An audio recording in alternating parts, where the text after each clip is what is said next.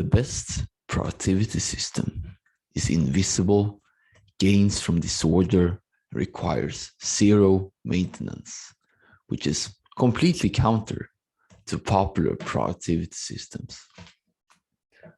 The getting things done methodology praises weekly review as a master key.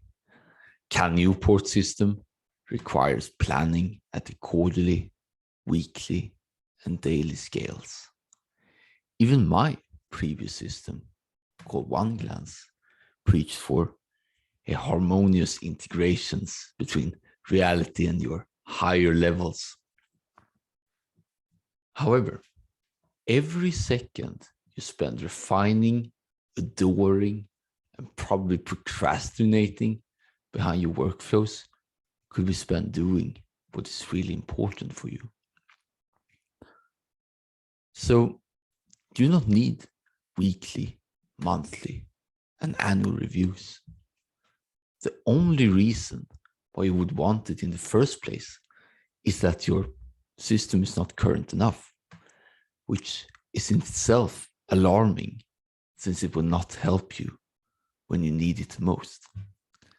Instead, as long as you are updating your calendar and task manager as new demands and ideas arise, you do not need to work out everything at once.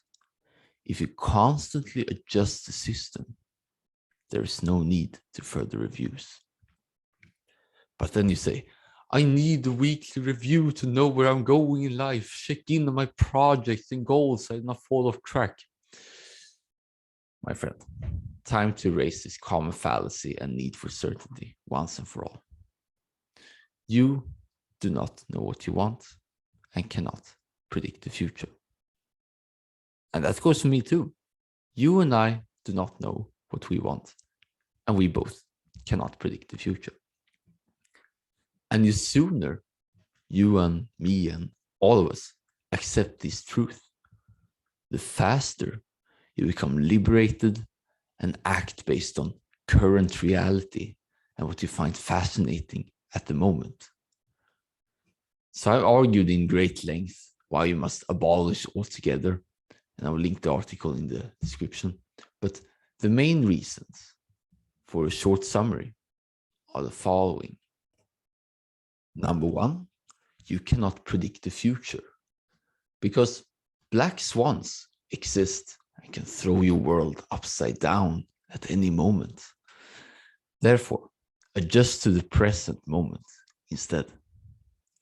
Number two, as I mentioned before, you do not know what you want. And this, called theological fallacy of knowing where you're going, is dumbfounded and deeply entrenched in the productivity world.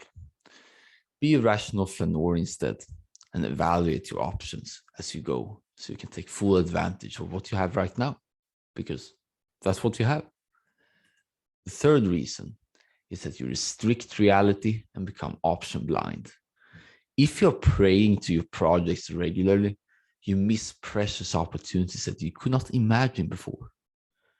You are your own worst enemy if you do so, since you lock yourself in a fixed worldview that you want to defend with your soul.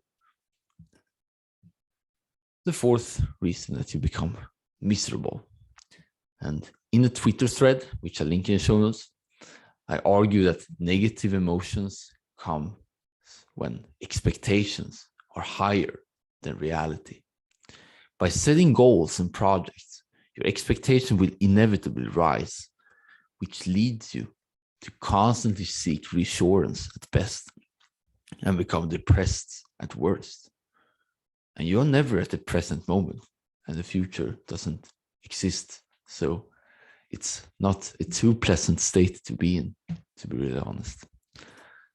The last of the 5 reasons is that it does not lead you to success anyways. Any successful person has tried and failed multiple times instead of following a determined map. The entrepreneurs and creators are great examples of effectuation, doing what you have instead of planning stuff that you do not have. And even David Allen, the founder of Get Things Done, had 35 jobs before age 35. Finally, there is no evidence that strategic planning works, but solid evidence against it. And I'll link multiple sources to back it up in the article. Aside from mundane matters, you're better off maximally preparing and not planning ahead as some kind of forecast.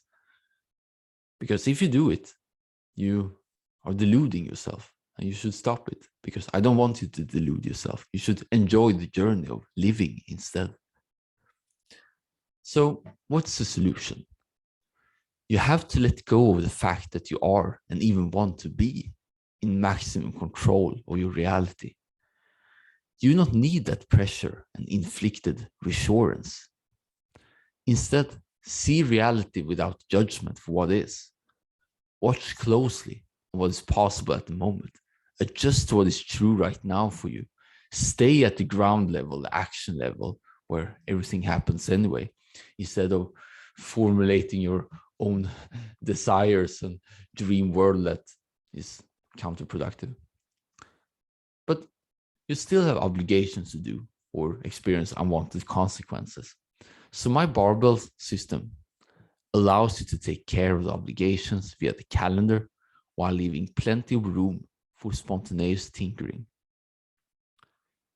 Trust that reality will help you as long as you're open to reality. Watch closely and act. And now I want to talk a little bit about the executive mind, your more goal-driven and future planning self, because it is exists and it's very strong among us type A achievers, and it still loves certainty, objectives, and forward directions. So you might as well, okay, do I have to somewhat change my personality? Like, no, you don't need to.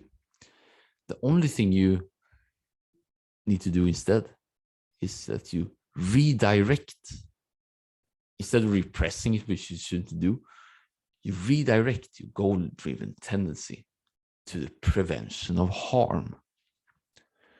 You want to prevent ruin instead of ensuring progress. You want to make sure that you eliminate your destructive tendencies instead of spurring futile action. So focus on taking care of the downside, and reality will take care of your upside. And by the way, if you have to really be frank, this is the ultimate advice for succeeding in life in general. If you do not lose, you will eventually win. If you do not go bust, you will eventually become extremely wealthy. And if you do not become a slave to addiction, and I will link an article in the show notes on how you can quit your addictions, your health and relationships will be stellar. Survival before growth, always. So next time you're in a strategizing mood and want to think big, think instead, how can I or we make sure to prevent as much harm, ruin, and misery as possible? Focus on how you can insure yourself as much as possible, because that is the only thing you can control. Become paranoid enough to protect yourself from long-term damage and unfavorable conditions. So, in other words, instead of focusing on good, focus on eliminating the bad, and the good will take care of itself.